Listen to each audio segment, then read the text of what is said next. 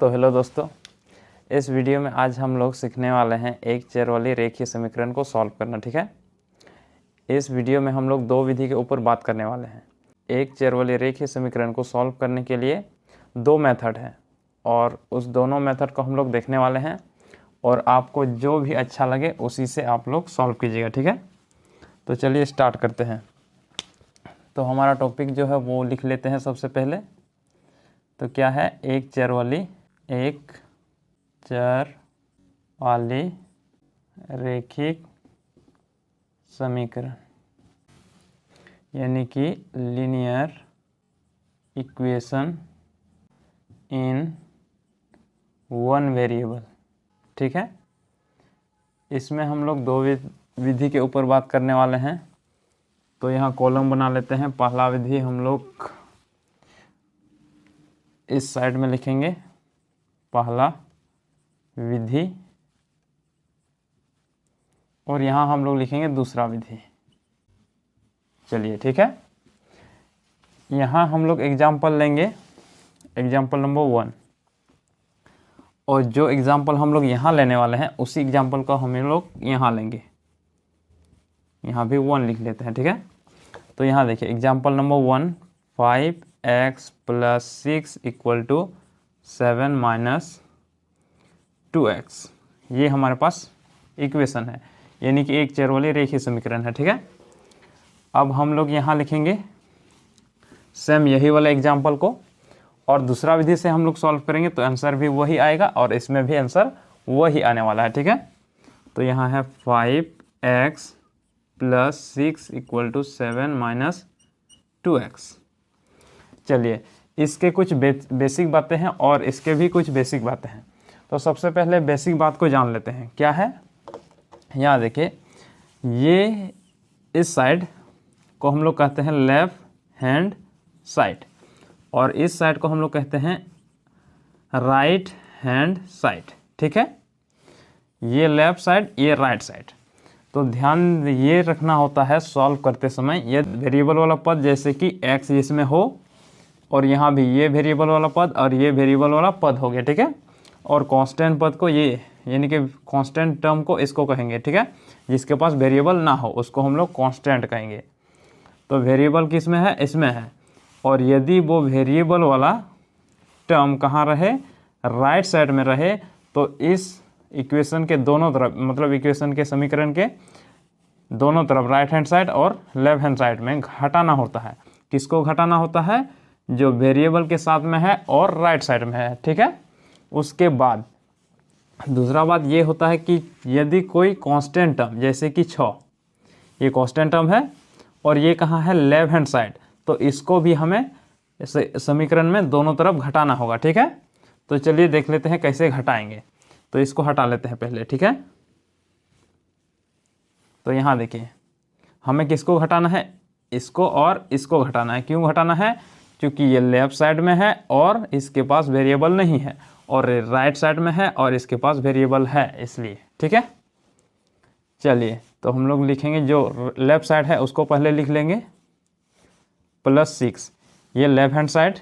ठीक है, तो इसमें हमें घटाना है, क्या घटाना है, 6 को घटाना है और एक तो घटाना है -2x को।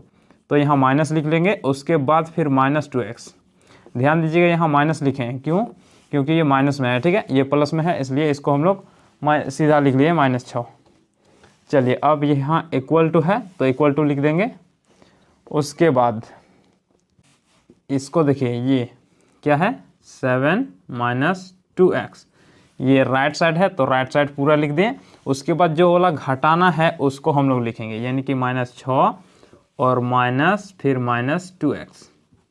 ठीक है, यहाँ तक हो गया। चलिए, अब हम लोग क्या करेंगे, 5, 6, ये ब्रैकेट है इसको हटाएंगे, यानी कि 5x + 6 माइनस है 6, यहाँ माइनस और माइनस गुना होगा तो +2x इक्वल टू, ये इक्वल टू, इसके बाद 7 है, -2x है, -6 माइनस और माइनस गुना होगा तो +2x। यहाँ तक हम लोग सॉल्व किए हैं। ठीक है, तो यहाँ देखिए प्लस का 6 है, यहाँ माइनस का 6 है, ये और ये कट जाएगा।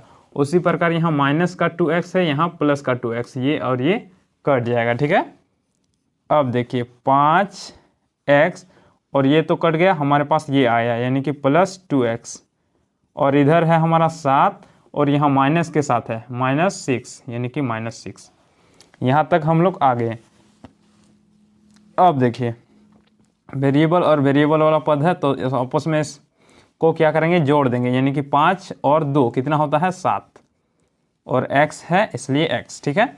और यहाँ देखिए 7 में से 6 घट गया तो कितना बचा 1। अब देखिए इसके बाद यहाँ तक हम लोग आ गए, और यदि कोई वेरिएबल के साथ गुना में है, यहाँ देखिए गुना में है 7, यदि कोई वेरिएबल के साथ गुना में है तो उसको हम लोग क्या करेंगे, भाग दे देंगे दोनों तरफ, यानी कि x बटा 7 से दोनों तरफ भाग दे देंगे, ठीक है। इधर भी भाग देंगे और इधर भी, तो ये 7 और ये 7 कट जाएगा, तो हमारे पास बचेगा x = 1/7। ये हमारे पास आंसर आ जाएगा, ठीक है। अब देखिए दूसरा विधि से, दूसरा विधि में क्या है, दूसरा विधि में ये रखना होता है कि यदि कोई कांस्टेंट टर्म कहाँ है, लेफ्ट साइड है, तो उसको हमें किधर भेजना है, राइट साइड भेजना है। इसको क्या बोलेंगे, इसको वेरिएबल वाला टर्म। वेरिएबल वाला टर्म को यदि राइट साइड है तो उसको हम लोग लेफ्ट साइड भेजेंगे, ठीक है। तो चलिए इसको भी सॉल्व कर लेते हैं। इसको हमें इधर लेना है और इसको हमें इधर, ठीक है। तो 5x इसको तो हमें यहाँ से हटाना है और इसको हटा करके किधर लाना है, इधर लाना है, ठीक है। तो इसको हम लोग नहीं लिखेंगे, इसको हमें इधर लाना है, इसको ये राइट साइड में है और इसके पास वेरिएबल है, तो उसको हमें कहाँ लाना है, लेफ्ट साइड में लाना है। तो लेफ्ट साइड में लाने के लिए हम लोग क्या करेंगे, इसको यहाँ लिखेंगे, यानी कि यहाँ देखिए माइनस में है तो यहाँ हम लोग लिखेंगे प्लस के साथ। यदि ये माइनस में है तो इधर आएगा प्लस के साथ, ठीक है। चलिए उसी प्रकार ये वाला 7, उसके बाद ये, इसको हमें इधर ले जाना है, ये तो इधर लाएं तो यहाँ हम लोग नहीं लिखेंगे, ठीक है। और इसको हमें इधर ले जाना है तो इसको हमें माइनस के साथ लिखना है, चूँकि यहाँ प्लस के साथ है, ठीक है। तो यहाँ देखिए 5 और 2 कितना होता है 7x = 7, और 7 में से 6 को घटाएंगे तो 1। अब देखिए इसमें ये करना होता है, इसमें हमें क्या करना होता था, यदि 7 इंटू में है तो दोनों तरफ भाग दे देना होता था, ठीक है। और इसमें हमें क्या करना होगा, यदि इस साइड 7 भाग में है, इंटू में है, तो उधर भागा में चल जाएगा, यानी कि 1/7, ये आंसर आ जाएगा, ठीक है। तो यहाँ देखिए 1/7 यहाँ भी आया और यहाँ भी हमारा 1/7 आया, ठीक है। चलिए अब हम लोग लेते हैं दूसरा एग्जाम्पल। चलिए दूसरा एग्जाम्पल लेते हैं। चलिए अब हम लोग लेते हैं एग्जाम्पल नंबर 2। मान लेते हैं आपको दिया गया है x + 5/2 + 6x + 2/3 = 9x + 3/2, ये आपको दिया गया है, ठीक है। तो सेम यही एग्जाम्पल हम लोग यहाँ लेंगे। Example number 2, 7x + 5/2 + 6x + 2/3 = 9x + 3/2, ये हो गया। चलिए अब हम लोग सॉल्व करेंगे इसे। इसमें क्या ध्यान में रखना होता है, यदि कोई वेरिएबल वाला पद राइट साइड है तो उसको लेफ्ट साइड दोनों तरफ घटाना है, और यदि कोई कांस्टेंट टर्म लेफ्ट साइड है तो उसको भी दोनों तरफ घटाना है, ठीक है। तो आइए अब हम लोग क्या करते हैं, यदि हमें इस प्रकार दिया रहे तो हम लोग क्या करेंगे, सबसे पहले इसका तोड़ेंगे, इसको अलग अलग कर देंगे, यानी कि 7x/2 + 5/2, यहाँ देखिए 2 है तो इसको अलग कर दिए 7x/2 और 5/2, ठीक है। उसी प्रकार इसको भी अलग कर देंगे, यानी कि 6x + 2, यहाँ +2 यहाँ लिखेगा प्लस, और यहाँ 3 है और यहाँ 3, ठीक है। यानी कि 6x और 2 को अलग अलग कर दें, और नीचे में 3 था तो 3 दोनों जगह बढ़ गया, और यहाँ = है तो 9x/2 + 3/2। अब देखिए कांस्टेंट टर्म और क्या है, वेरिएबल वाला टर्म। तो यहाँ देखिए ये वेरिएबल वाला टर्म है, ये भी वेरिएबल वाला, ये भी वेरिएबल वाला। इसको हमें क्या करना है, दोनों तरफ घटाना है, क्योंकि ये राइट साइड में है और ये दोनों लेफ्ट साइड में है, तो ये इन दोनों को छोड़ देंगे, ठीक है। उसके बाद यहाँ देखिए कांस्टेंट टर्म किधर है, लेफ्ट साइड है, तो इन दोनों को भी हमें घटाना है, ठीक है। तो चलिए यहाँ से घटाना शुरू करते हैं। तो हमें क्या घटाना है, इसको घटाना है, इसको घटाना है और इसको घटाना है।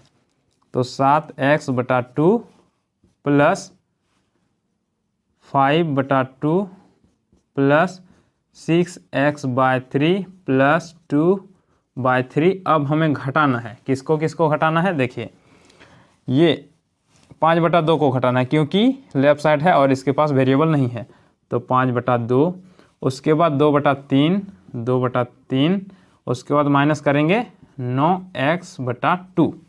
ठीक है, अब हम लोग ये लेफ्ट साइड हो गया, अब हम लोग बराबर लगाएंगे।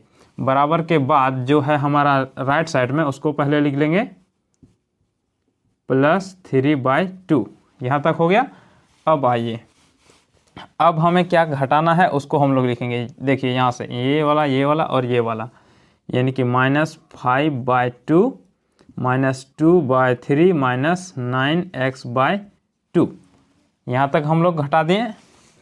चलिए यहाँ तक आ गए। अब हम लोग क्या करेंगे, यहाँ देखिए ये माइनस का 5/2 और यहाँ प्लस का 5/2, ये और ये कट गया, और यहाँ माइनस का 2/3 और यहाँ है प्लस का 2/3, ये और ये भी कट गया। ठीक है, उसी प्रकार देखिए 9x/2 और यहाँ है माइनस का 9x/2, ये और ये भी कट गया। अब हमारे पास जो बचा उसको लिखेंगे, यानी कि यहाँ बचा है 7x/2, उसके बाद प्लस 6x/3, उसके बाद यहाँ है माइनस 9x/2।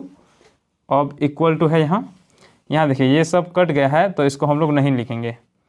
और देखिए राइट साइड में क्या है 3/2 -5/2 -2/3, ये हमारे पास है। ठीक है, चलिए अब हमें क्या करना है, एलसीएम लेना है। एलसीएम लेके इसको जोड़ करना है, यानी कि भिन्न जोड़ जैसे जोड़ते हैं उसी प्रकार। तो यहाँ देखिए इसका एलसीएम कितना होगा, 6 होगा। ठीक है, अब 6 को 2 से यदि भाग देंगे तो हमें कितना मिलेगा, 3 मिलेगा, और 3 को हम लोग इससे इंटू कर देंगे। 7 कितना होगा 21, और x है इसलिए x। अब यहाँ प्लस है तो प्लस, यहाँ प्लस है इसलिए प्लस।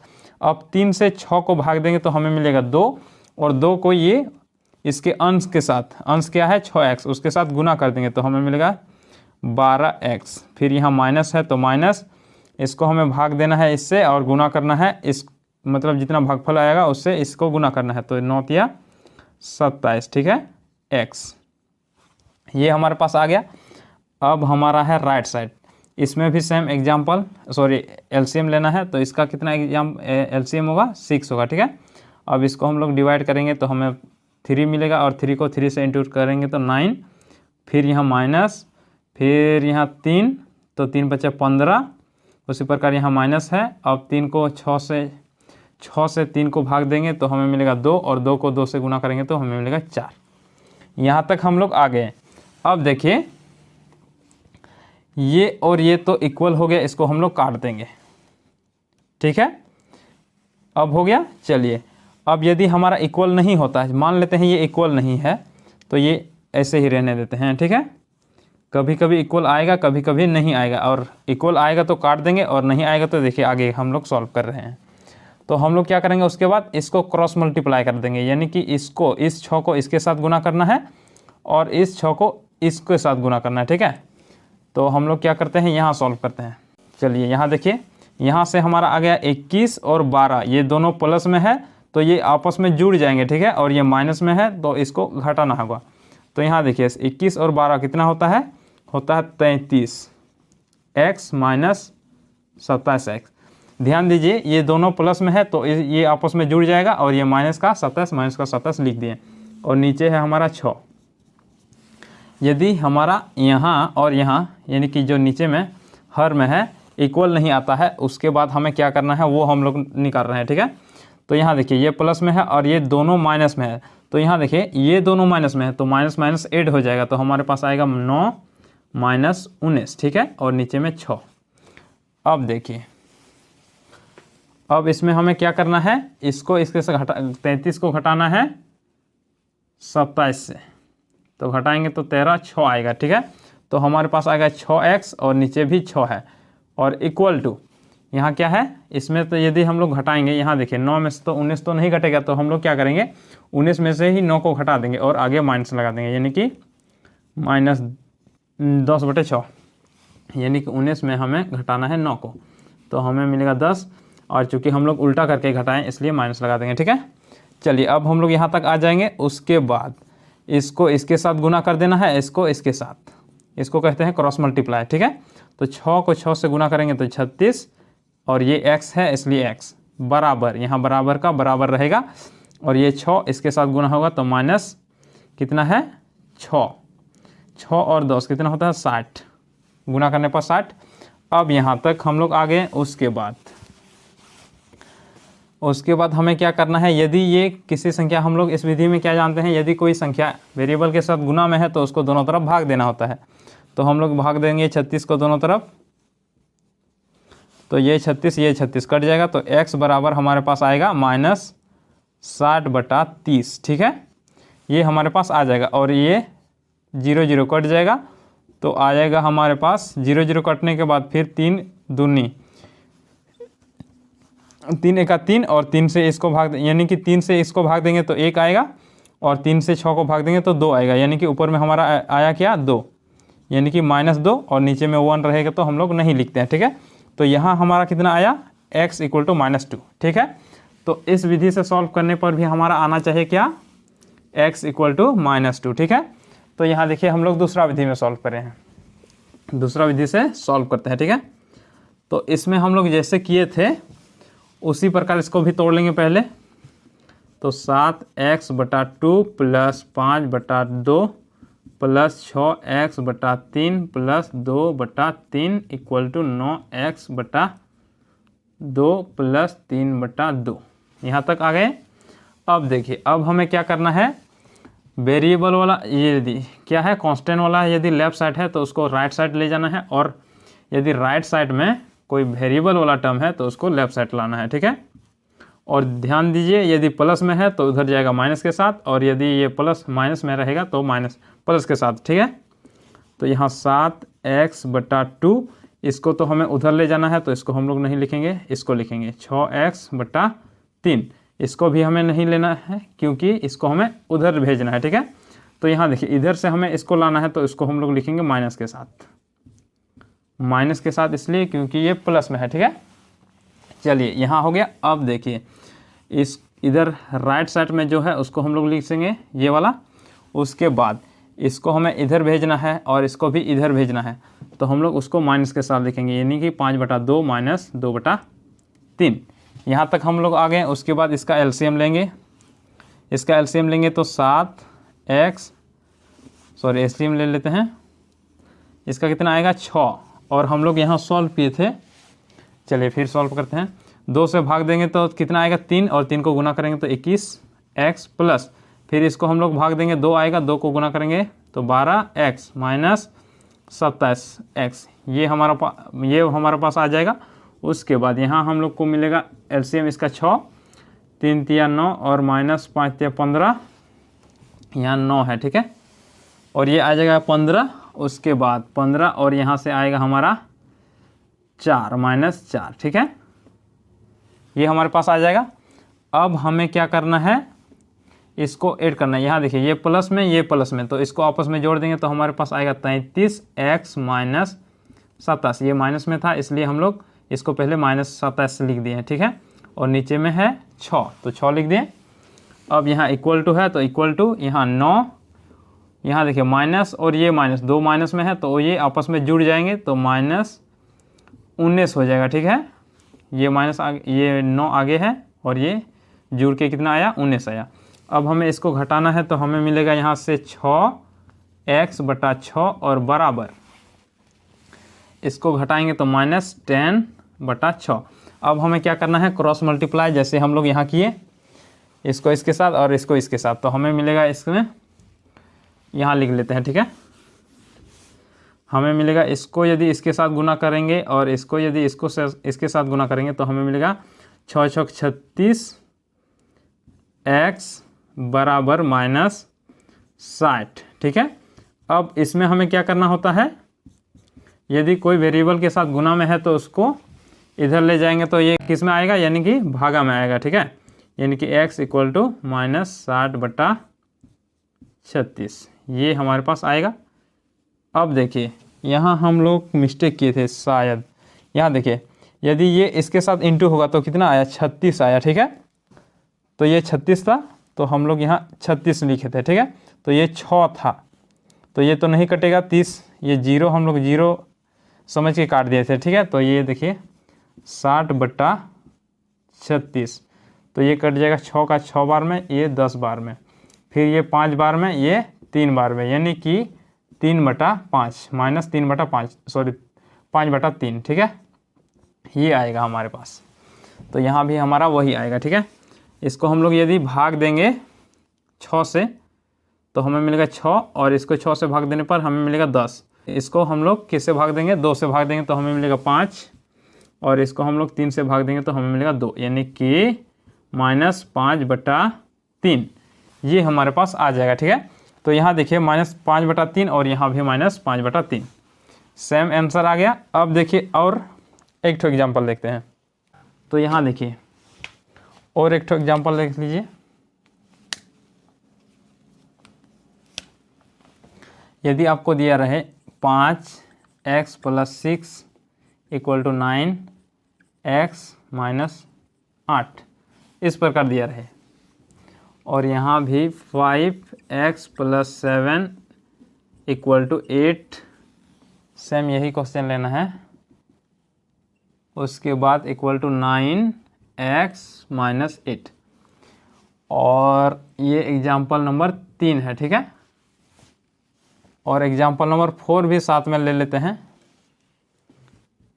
और यहीं पे हम लोग समाप्त करेंगे ये इस क्लास को, ठीक है।